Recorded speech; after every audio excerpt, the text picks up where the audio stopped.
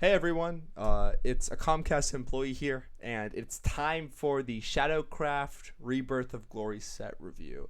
Pretty exciting stuff. But before we get into it, quick little channel update.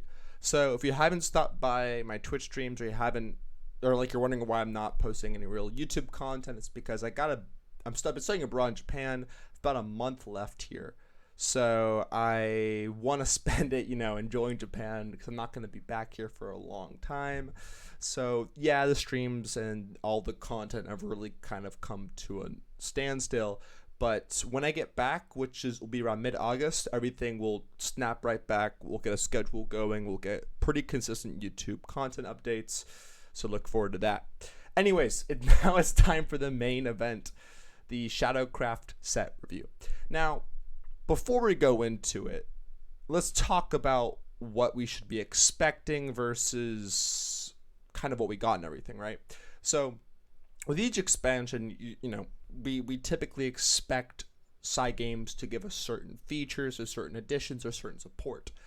And with the rotation of Arcus being this expansion, the expectations for myself were very low. I did not expect much coming out of this because whenever you kind of have a gear reset or an archetypal big change or big rotation, usually the power level kind of also has to get reset, because then in the future expansions are going to build up steam and they're going to use the cards and they're going to become stronger and stronger and stronger until they also get flushed out. So overall, this expansion kind of shows that there's unlike Steel Rebellion, there's a lot of cards that don't really work and are kind of weird and everything, and a couple which are just abysmal. That being said, though, I did think I would do a little bit of a spiciness, throw a little bit of spice here for this review, and I'm gonna give three awards to three different cards, right?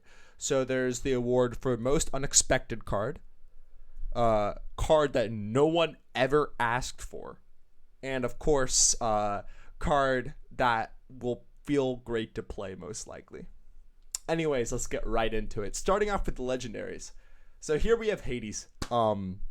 First of all, this art is epic. I love his evolve art. Granted, it's kind of the same thing actually. That's probably I think this is actually the most lackluster evolve art. So I guess I like his regular art too. 12 play point, 6/6 unevolved. Accelerate 3, deal 3 damage to all followers. Summon Path to Purgatory. Put 7 play point Hades, Father of Purgatory. That acceleration into your deck. Last words, summon Path to Purgatory, gain 6 shadows. Hades is good, This to me, this is the future of Shadow, and this is what they'll be pushing. Effectively, this is this expansion's old Arcus. If you remember when Arcus released in the mini expansion, there was still a lot of contention in Shadow whether you were playing Reanimate or Arcus, and he wasn't that great. But of course, after he got more support, more power, more value, he was able to become a very high quality deck. With Hades, I'm kind of predicting he's going to play out the same way. But anyways, viewing the actual card, the Accelerate 3, deal 3 damage to all followers, summon Path to Purgatory. That right there is really incredible. Shadow has always lacked board clear, but more specifically, one of the biggest issues with Hinterland, if you've ever played the deck, is that it was really hard to control the board and stay alive before you got enough shadows to proc Hinterland. And then it was hard because your opponent would kill Hinterland, you have to reanimate Hinterland, but if you don't have the reanimate tools, they would also brick in your hand. It was just kind of a disaster in that regard. Whereas Hades kind of takes Tartarus, but a much better version of Tartarus, where it's kind of an all-in-one package. That's what I meant. It's, you play the Accelerate 3, you get the Summon Path to Purgatory, you get the extra stuff, and of course his actual card is very good, because most of the time with Hinterland, you'd get on average about 7 to 8 shadows, and that's being generous. It could also be anywhere from 6 to 8, it goes right around that range. And with Hades, you're getting a total of 7 shadows by him dying, and technically 8 if you count your opponent destroying Path to Purgatory. If it gets banished, that's to 7, so 7. You're getting 7 shadows from Hades, and that alone is also quite good. As to how good it will be, this expansion, really only time will tell. I mean, the expansion's about to release in a handful of hours. I think we're looking at 17? No. Somewhere in that range. Somewhere in that range. But the point is that Hades is really not that bad. I think he's pretty good. On my scale, as you see, I give Hades a solid 4. Because obviously his card text is definitely there. The real question is to how powerful he will be in the future, how much support they're going to give him, because they could always just leave him in the dust like they did with Hinterland, where Hinterland never got any real substantial support. In the mini expansion, if they were to reprint Gloaming Tombs as a gold, that could be absolutely insane with this. There's a lot. But overall, I think there's 2 different ways to play this, and I may make a separate video on that, but with Hades, what you can do in this most recent expansion, and this is kind of what I'm feeling, is there's going to be 2 types of PTP. There's going to be the rush on all accounts, get shadows as much as possible, and then there's going to be the control version, which will involve Spectral Cascade, which we'll get into when we review that card. Anyway, solid 4 for Hades.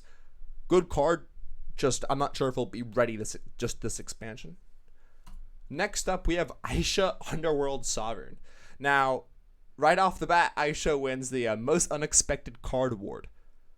Because Aisha? She's supposed to be a leader this expansion, but she rotated out not that long ago. What about Memphis? What about Corpse Lord of Woe? What about Minith? But now, we got a second Aisha. We got a second Aisha, boys. 4play.44, Invocation. At the start of your turn, if you have at least 16 shadows, put this card from your deck into play, then lose 8 shadows. When another allied follower attacks and deals damage to the enemy leader, if this follower didn't attack this turn, perform Necromancy 8, evolve this follower. And evolve it as Storm and Bane. Pretty simply, this is a really interesting card. Which doesn't make... It's not simply. Apologies. It's not simply. There's a lot going on with Aisha. There's very limited decks you can actually run this card in and make use of it. Primarily, I'm expecting an aggro shadow deck, and of course, I'm expecting some sort of mid-range variant deck. I think those are the 2 that can really support Aisha efficiently, because the 2 main ways Aisha is gonna be played and really explored upon is with Cowie evolving and getting him that way, and of course if there's a way you can reanimate her, because she is a pretty nasty card in a lot of ways, because any card that just keeps on coming up and won't stay dead is a very powerful and kind of annoying card, and that's kind of what Aisha at least feels like so far. Anyways, first question is, how hard is 16 shadows to get? Well, it's not easy, and if you speed run it, you can get it like reasonably turn 7, turn 8. And that's if you're running a very token-based get me shadows deck. Now, with the inclusion of Core, now we're talking. Core is 10 shadows, so you can run, I think it's Skeleton Core. Right? Skeleton Core? Something like that. Last expansion's Shadow Core, and if you run that, evolve, maybe you can get some high quality value with Aisha. The thing is, though, 16 is not easy to do, but if you were just to ever play her on 4, you could even, if you're going second, you play her on 4 evolve, push 4 to face, then your opponent kills your Aisha, then you play Cowie on even 5, and he summons her, and then that way you actually cut down on the shadow usage. So kind of the immediate misconception with this is she's not only good if you have 16 shadows, she's perfectly fine if you only have 8. And even if you don't have 8, she's a threat, because Stormbane is nothing to laugh about. In that regards, this is just a very interesting card. A lot, like, aggro shadow has kind of been hinted at with cards like Marrying the Mummy, and even cards like this expansion's Mummy. But for the most part, it's kind of not really fleshed out. So I'm excited to see exactly what happens. But overall, Aisha this is a card that's just too powerful to not see any play. Even if it is a pretty restrictive play. Like, you're not playing this in PTP, you're not playing this in Machina, you're not playing this in a good amount of decks. But her value is definitely there, and also pretty unique at that. Side note, it's a shame that the leader card art for this card is nowhere near as good as just the regular card art. I think this card art is gorgeous.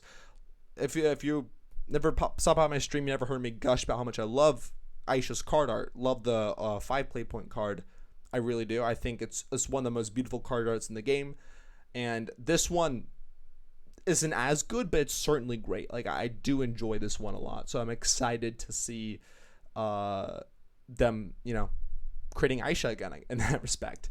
Also, shout outs to the bun of the old evolved card art. Anyways, Aisha gets another 4 for me. I could give her higher than a 4, but I want to see how things play out, Giving her higher than a 4 is expecting a lot. And if we're not at a place where mid-range Shadow and or aggro Shadow can even function at all, then I don't think I shall be very good. Continuing forward, we have Cowie, Underworld Hair. Air, but hair, because, anyways. Fanfare enhanced 6, gain the ability evolve for 0 evolution points. Storm, Leader Strike. Whenever his follower attacks the enemy, reanimate 4. So, side note, when this card was first revealed about information for, he had Ward when he was evolved, and he had the auto evolve, or that was hinted at, and they officially took away Ward, and they also gave him the ability to evolve for 0 evolution points, which is a bit of a nerf. So originally I was kind of skeptical of this card, but with Aisha, I see why. This card is so dangerous. Cowie, my man, you're 6 play points for a 3 play point and a 4 play point follower. So Cowie, unlike Aisha, is very flexible in what decks he can be played in. You can even see Ainia running him. Why not? If you're running Machina Shadow, you might as well get more Bone Drones. Bone Drones are awesome. Ability to evolve for 0 evolution points even makes evolve Shadow even a bit better too. And of course, while the Leader Strike is limited and the Storm is limited, that's a lot of board pressure. For 6 play points, getting all this value and not even expending an evolve point for it is something really incredible. So in that regards, Cowie's definitely there. And as we see, there's a lot of cards that kind of play around with bringing him out. The real question will be, how many times can you try to manipulate Cowie, right? Or, how are you able to bring out Cowie's best advantage? And in that card, I usually don't talk about this, but the name is actually really interesting because, if you read the card lore on the Shadowverse portal, all this expansion, we have Aisha, Titty, and Cowie all kind of having internal dialogue, and in this saga, Cowie's supposed to be the next up and coming heir to the throne. He's supposed to be the next he's like the prince. They're training him, and in that respect, it's pretty cool in terms of his themes, where he's he's gonna be a playmaker. Cowie, we're trying to see how much value we can get. Cowie's gonna be a playmaker card. Overall, I like Cowie a lot. I was a bit skeptical at first, but the more I've seen this card, the more I think this card has a lot of potential in mid-range, a lot of potential in aggro, and even potential in some not as expected decks, like I was saying, Machina Shadow, I think, could definitely play just a Cowie, right? It's something. It's a lot of values, a lot of pressure, and it needs to be dealt with immediately. Not to mention little fun combos like if you ferry a Cowie, he can attack face 3 times, and he can reanimate 3 times, which that's pretty fun. That's fun, and everything in between. So overall, Cowie gets another 4. However, Cowie could easily be a 4.2. Honestly, you know what? Screw it. He's a 4.2. I think. Meaning he's just an edge above even the other cards, because this card's really quite incredible. His biggest issue is the fact that you have to attack the enemy leader, meaning that he's not going to feel great if you are feeling in a very pressurized, I gotta evolve situation, but you can't. So that's where, we're looking for powerful 4-drops. We may end up getting a ward. We may end up getting another Aisha. There's a lot of potential with this card. Anyways, 4.2 I think is a good fair rating. Next up, Spectral Cascade. Memphis ? Pretty spicy card, and shout outs to the lore. I love the fact it's like it. I believe the actual card, the card lore is Arcus says like, need a hand, I can help with that or something. And I love how they reference Arcus, because as much as we're losing Arcus, I do hope he sees he's brought back in some capacity in the future, because he's just a cool character. I've grown to like his character, and just like the idea that he's like a spectral ghost. But anyways, give your leader the following effect: at the end of this turn, summon zombies to the arena is full. Let's first talk about that. 7 play point, summon 5 zombies. That's a 10/10 for 7. Now, there's actually a couple of Hearthstone cards that mirror this effect in terms of just like a spell that fills your board. I believe it's like Forest Aid. I believe Forest Aid's the card name, Innocent Druid. Now, while they're not obviously comparable to different games, one of the biggest thing though is that in a mid-range deck, this is actually not a bad inclusion, just straight out right off the bat, right? If you need refill, if you want refill of shadows, if you want refill of board, this is something that you can do, because a lot of times mid-range decks, once you're getting to that 7, 8, 9, 10, they have a tendency to fall off in terms of pressure, because you don't want to be playing all your tokens, just try to get something on board. So in that capacity, Spectral Cascade could easily see play as a 1 over or 2 of in Unlimited.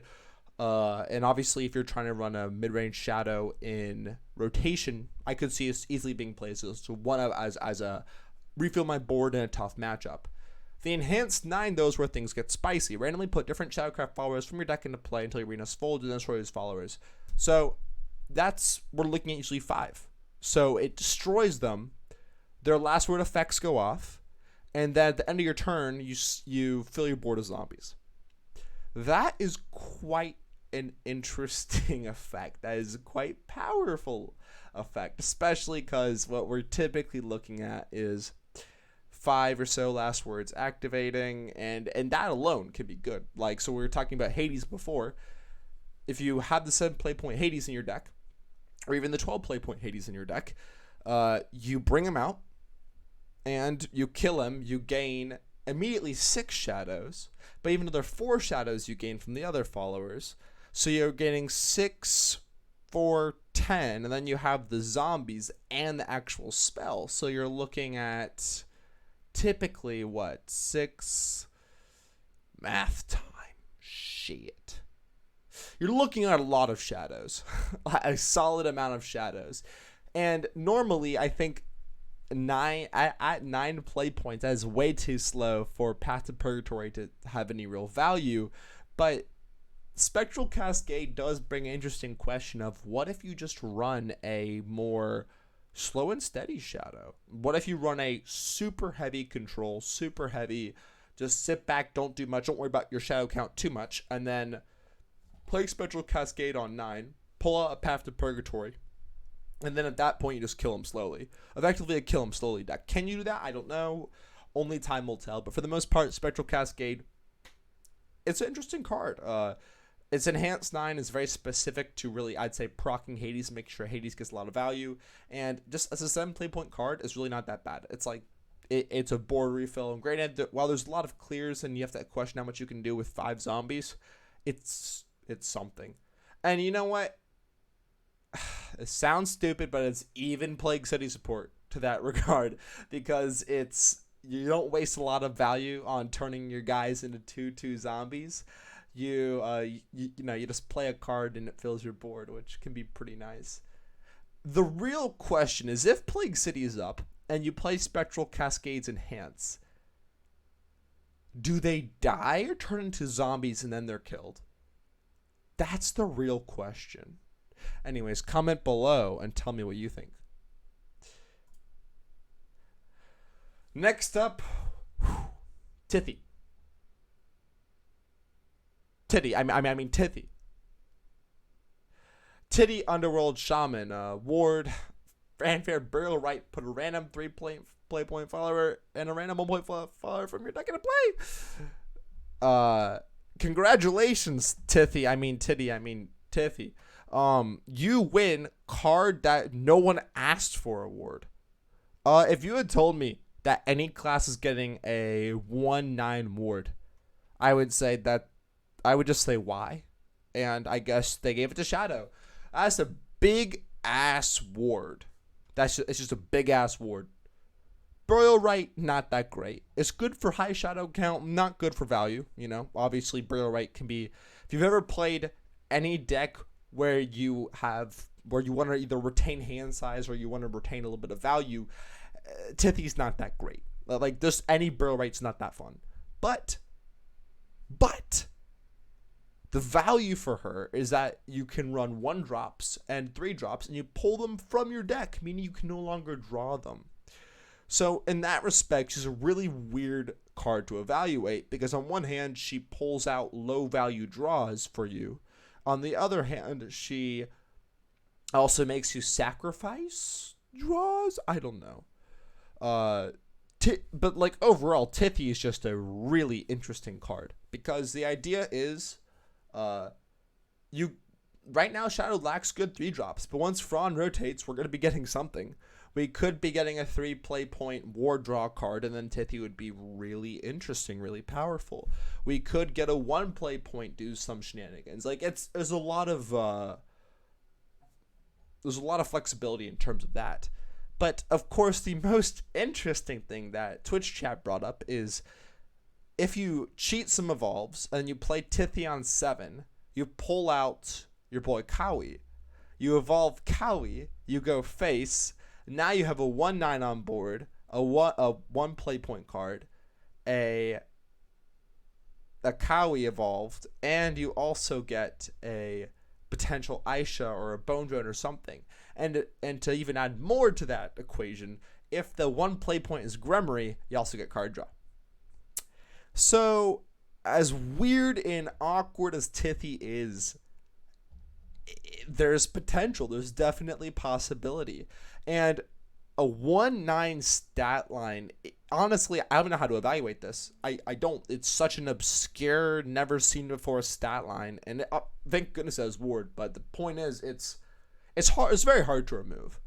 But being at a measly 1 attack means it's very difficult to have an impact on board, because things are not going to die to it. It's effectively just a big ass stall mechanism.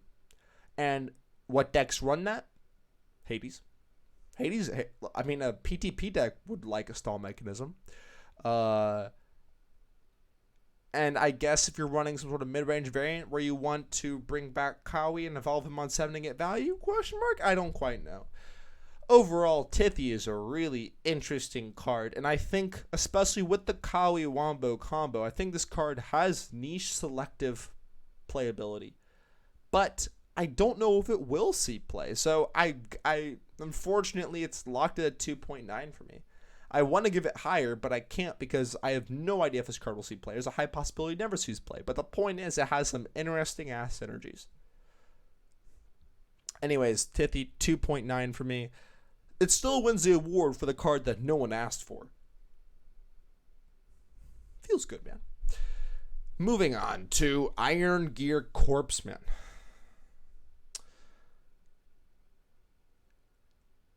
A card like this is incredibly frustrating to me, because Shadow is the only class where the Machina trait is a negative thing. Because if you're trying to run it in a Machina deck, you don't want to draw this. If Iron Gear Corpseman did not have the trait Machina, everyone would be plotting, yes, a good, interesting, unique card that you can run and get value off of. If it had if it just said, put a copy of the highest cost allied follower that has been a Royce match, it would still be receiving clapping, because you could be playing it in some sort of value deck, and you could make it work. Like, when there's a will, there's a way. Like, you could even get back a faction if we're talking late game. But the fact that it's double Machina means it's hard locked into some sort of deck where you're playing at least one fairly big Machina follower, And it can't be regular Machina Shadow, meaning this card is shit. But the only possibility I see for this card is if there is some sort of non-fleeting grace based Machina deck where you want to run like a 2-play.22 ward is good.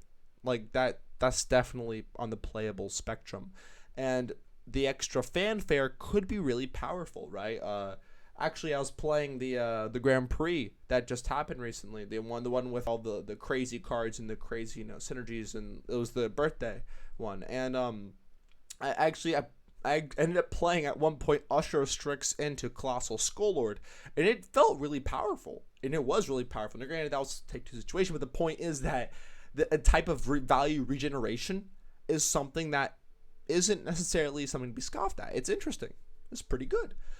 The thing is, though, that I just don't see any deck right now that would want to play this.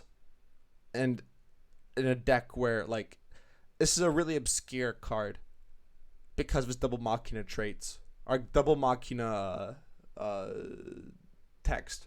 So in that regards, I think this card gets like a 2 or 2.5. Honestly, it's probably more of like a 1.9, but the fact is, it's a 2-play.22 ward, and I think it has a pretty powerful necromancy in that regard late game. I don't know where it would go, but it does. If we take a look at the card in a vacuum, it has potential. It's just Shadow's the wrong class for this type of card, but nonetheless, this card's pretty bad. So, like a 2 or 1.9 is probably where it's sitting at. Fatal Fields. Well, congratulations, Fatal Fields. Because you win the probably best value / feel good card award.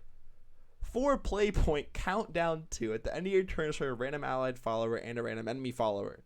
Now, the award this card received is contingent on the fact that, based off the card text, if you don't have an allied follower on the field, an enemy follower still dies, which I believe is correct. I'd be baffled if it wasn't the case.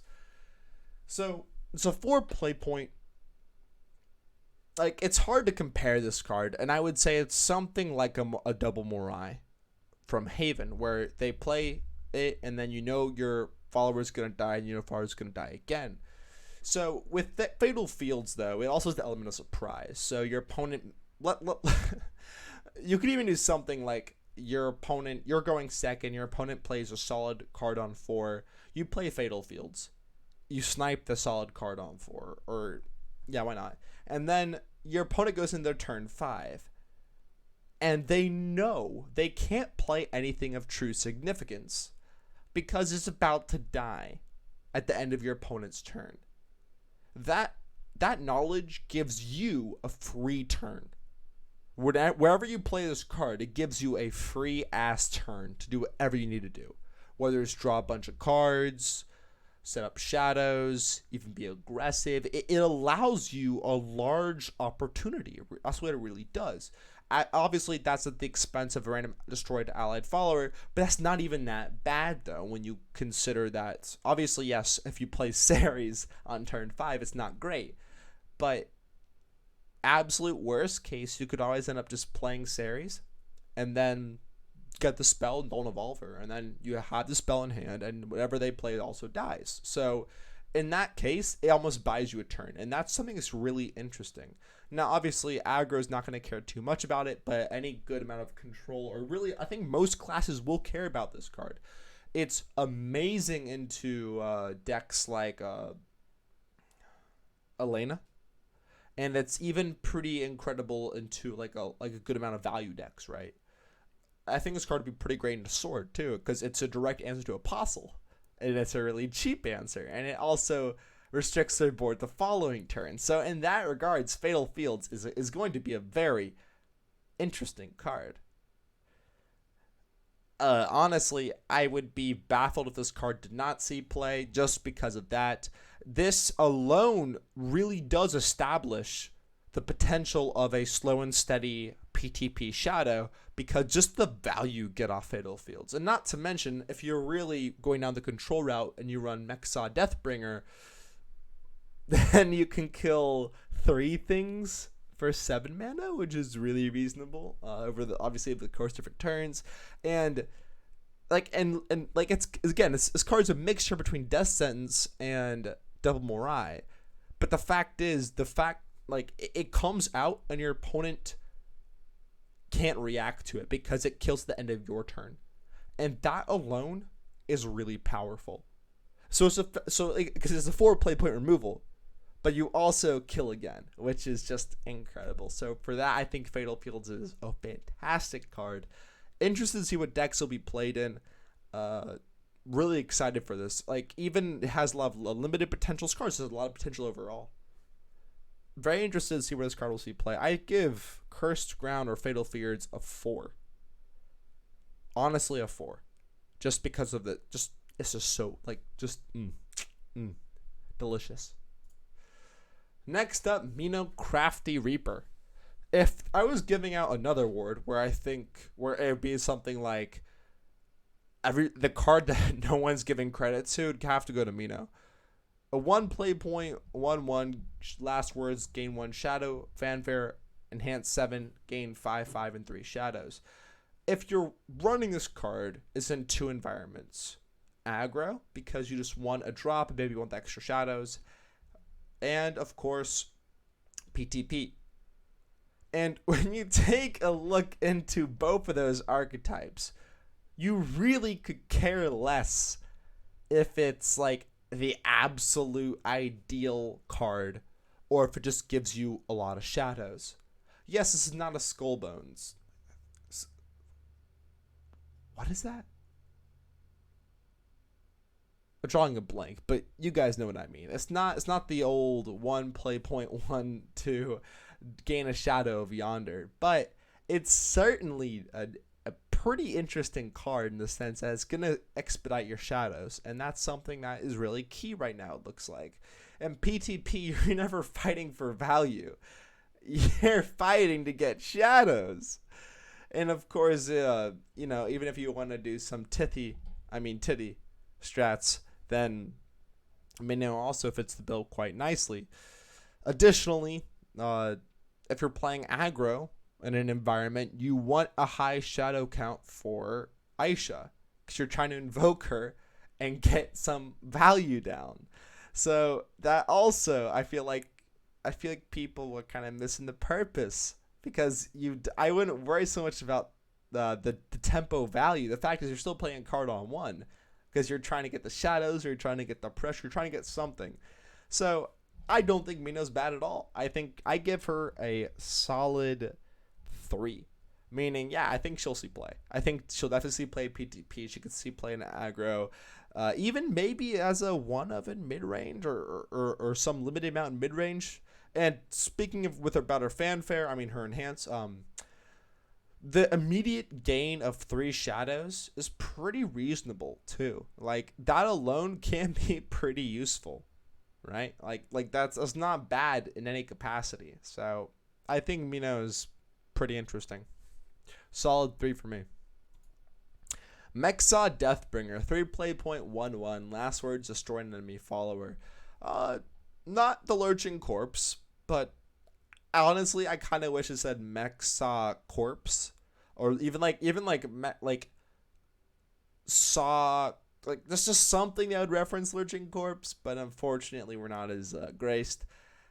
But this is a weird comparison though to it, because in some ways it's better because you can now kill it off, and it being a 1/1 means it's extremely susceptible to dying, meaning even AoE pings, it'll kill whatever, and that's kind of what you're going for. On the downside though, if it gets banished, or it can get pretty easily punished, and that's a 3 play point card that they pretty easily punished, and that alone does hurt. That hurts a lot. I think if the last words read restore random enemy follower, gain 1 shadow, I think it'd be a real contender as for a really high quality card. But for right now, it's a good card. Yeah, I think this card can see play, But for some reason, they keep on giving all these shadow cards the Machina trait. Stop this shit. Because now you can't play it in a deck that would love to play this card. You can't play it in Machina Shadow. It's I don't know, man. This just stop it. It's time to stop. However, this card can see play in a slow and steady PTP or some other sort of control shadow, and the fact is it's still a pretty powerful effect, all things considered. So MEK Saw Death Bringer gets a 3. I think it's playable. I think you will be playing it, especially when you take Fatal Fields. It's Fatal Fields, right? Fatal Fields into account. A card like this is pretty crafty in the sense that you can play it and then instantly kill a random enemy follower for 3 play points, which is really cheap. So, that respect, I think a 3 is a pretty fair rating. And then, yes, you can bring it out with Titty. And of course, yes, you can kill it with Cascade, and then that's a good amount of value. Anyways, continuing forward, Greater Lesser Mummy, 2 play point 2/2. First, nice card art. I think his card art's really charming. It's kind of, it feels almost like chibi cutesy. And you know, that's what they were going for. Like the mummies look absolutely adorable. Even the main mummy dude looks cute. Has a little staff. Like it looks all chibi. I like this card art. So there's naked 2 play point 2/2, but has the evolve effect. If an allied follower is in play for Necromancy 8, give Storm to another allied follower. Mummy saw play in aggro in Unlimited. I don't know what they're really doing here with this boy. This is a card that could be an issue in the future if Shadow ever got like a really powerful 8-drop. Give Tartarus Storm PogChamp. Like, I don't know, man. I don't know. To me, Greater Lesser Mummy, though, is still pretty much a worse Aisha. And Aisha kind of burdens Greater Lesser Mummy, and I think in that capacity, because it forces Aisha to, like, it forces this card to spend 8 Necromancy. Obviously, there is some Minith shenanigans, right? But 8 Necromancy, like, this is just a weird card. Sure, there's going to be an obscure OTK combo, and I'm ready for it, I'm excited for it. But for right now, Greater Lesser Mummy is still a Greater Lesser meme. I think Mummy is a solid 2.5. Like, it's kind of at that meme tier, and actually it's more like a 2, honestly. It's kind of a meme tier card. It's not going to see any serious play. It would, because there's actually a good amount of Storm in Shadow right now. So you have to take, this card is involved in some sort of OTK, some sort of power.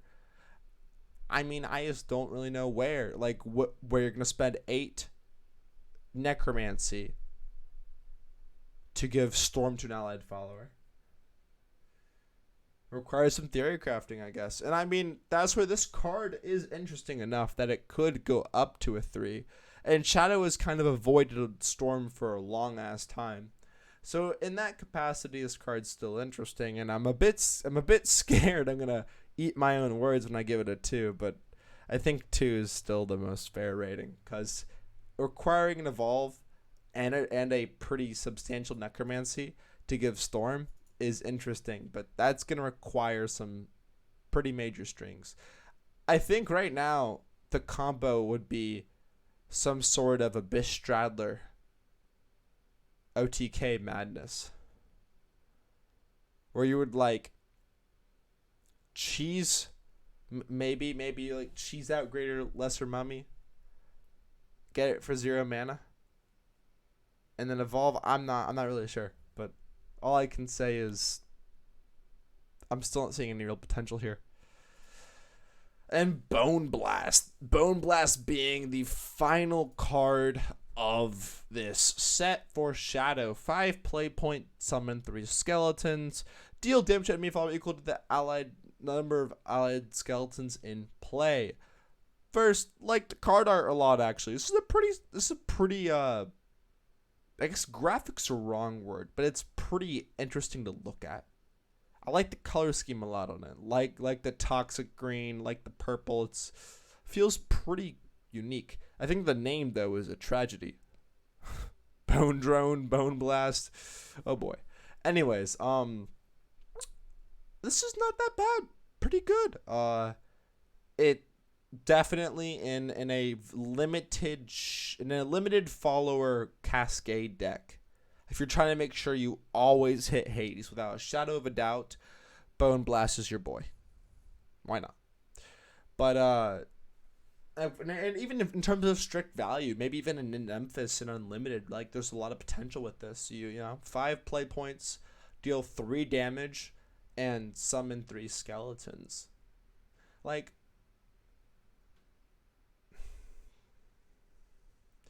most of the time, you can probably get away if you're going second maybe, right? Or you're going first even.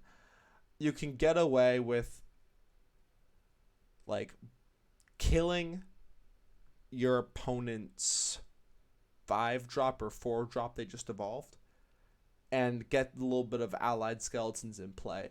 The biggest way and the biggest value from this card is trying to cheat and evolve. Can you do it? I think you can. And in that respect, I think Bone Blast is pretty alright. So I give Bone Blast a solid 3.5, meaning I think it's at the playable, it's at the pretty reasonable power range. Pretty good card. So overall, you know, if you've been keeping kind of track, I think the power is pretty reasonable. Nothing too absurd, nothing too low. I'm excited for this expansion. I always, at least for myself, I personally enjoy it when my class is a bit underpowered, because it challenges me, and of course that makes the mirrors pretty uncommon, and you know, I do enjoy that. That being said though, I think Shadow will still be pretty okay next expansion, because they're still gonna have Machina Shadow pretty much untouched. However, it's gonna be a weird rock paper scissors, I think. So if Machina Shadow is good, PTP Shadow, if it's able to get the shadows, which I think it will be able to by turn 9, will also be good, because PTP would do really good into Machina Shadow. In that respect. But then if PTP is good, Storm Shadow is going to be really good. So I think it'll be interesting. I'm excited to see what the devs cooked up. Anyways, thanks for watching this review, and I look forward to the upcoming expansion.